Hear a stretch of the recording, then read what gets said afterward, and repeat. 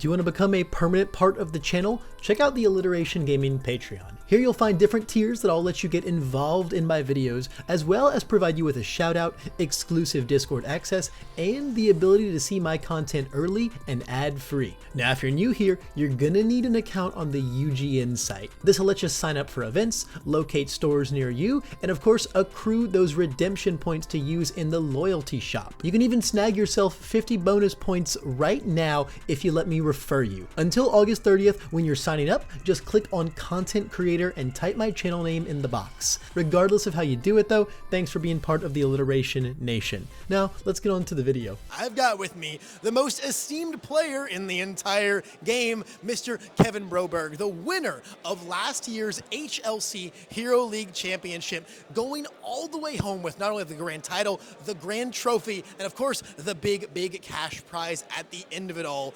Kevin, just tell me about your relationship with the game. I know you've been here for a long time and a very good time, and I want to hear about it. Well, yeah, so I started playing when my brother kind of just brought the game home many moons ago when I was still in high school. He was in college. His friends were playing it, and I kind of just picked it up as a hobby. Eventually started traveling with the community in Rochester to do bigger tournaments.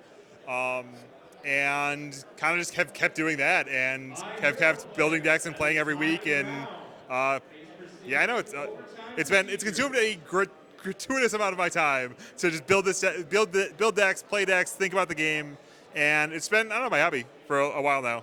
Yeah, a hobby and a passion for sure. I don't think I've been to a single event that hasn't involved at some point sitting down with Kevin Broberg and just talking about some deck, some super meta deck, some super rogue deck. Like, you've always got something really cool you're working on, and I think you really represent one of the best sides of innovation when it comes to this game. You're always cooking up something, and then you go and perform super well with it, and then everyone just goes, "That's Kevin Broberg."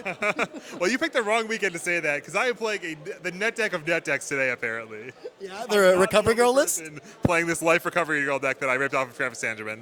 Yeah, it's definitely made, there's been some very interesting deck choices all around the event today. It's very exciting. A lot of Recovery Girls, a lot of Giros. I think a lot of what people expected. Yeah. You know, as one of our grandmasters when it comes to competitive points, how do you feel about today and this weekend's meta in general? And what was your plan going into it and fighting it with Recovery Girl?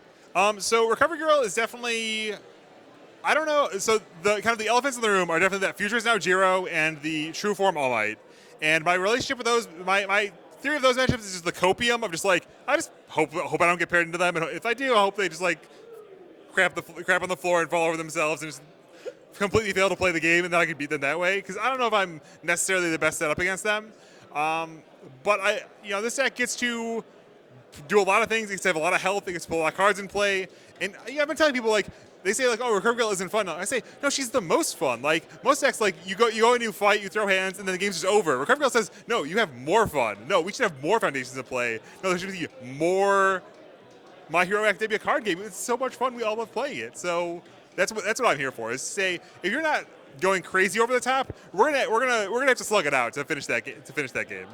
That's definitely the glass half full perspective that I have always come to expect from you, Kevin. And I think it's one of the reasons why you're such a shining member of the community. I think there was not a single person upset that you took home the HLC last year. Literally, everyone was happy about that. Players new and old, experienced and veteran. People did apologize for not cheering for me. Some of the guys from the UK said, no, I'm cheering for Philip. He's our guy. Like, no, great. Yeah, like, I don't need...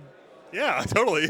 Yeah, you've clearly gotten more than enough support from your hometown itself, right? We said Rochester. We're wearing Rochester. It's right behind us. Go ahead and give all of your shout-outs out that you need, Kevin. Oh, huge shout-out to Sean O'Brien, first and foremost. My sponsor, the guy who brought me here.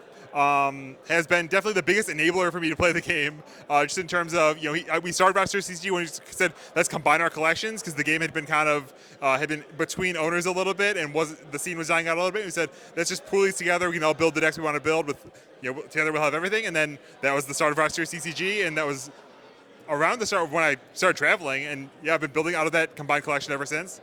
Shout out to, and also, more proximately, he asked me to build this Recovery Girl deck because it's kind of his speed of gameplay. And he said, hey, Kevin, play that instead of some other crap you were going to brew up this morning, which was definitely on the docket as well. I definitely think had some weird nonsense that was in the queue. Anyway, shout out to Jesse Cervini, whose jersey I'm actually presently wearing, and has been another one of the... Give us a little. This is number 37. I wear number 12, but yeah, here we are. And has been another one of the big innovators in the roster scene. He's playing the True Form deck today, and has incarnated a bunch of the fun finishing touches we put on that. Shout out to Ryan Field and Tim Keefe, Jeffrey Kahn, who are all here and competing as well. Shout out to Travis. I don't even know what Travis's last name actually is, but Travis, who owns Millennium Games and Hobbies, has been the place we've been playing at, has picked up my hero and has kind of dove in. He actually played my same Eraserhead deck in Orlando, and has been giving us a place to play, has been carrying the game and supporting the game, even through the really lean years we've had. Shout out to Travis Tangeman, whose deck I'm playing. We got lots of Travises here, and also kind of chatted with me a little bit this morning about some of the tuning options available for it, and kind of helped solidify where I wanted to go, because I was, in the woods a little bit. It's a 70-something card deck, and there's a lot of ways to kind of tune it. Shout out to Chris Bromley, who I'm making proud by playing Future Charge today, and is obviously representing the Unfun Stuff brand. And since Jose Narono, Andrew Holder, both of whom I played against and did not beat. I lost to Andrew and tied with Jose last round. I don't know, shout out to the whole community. I don't know.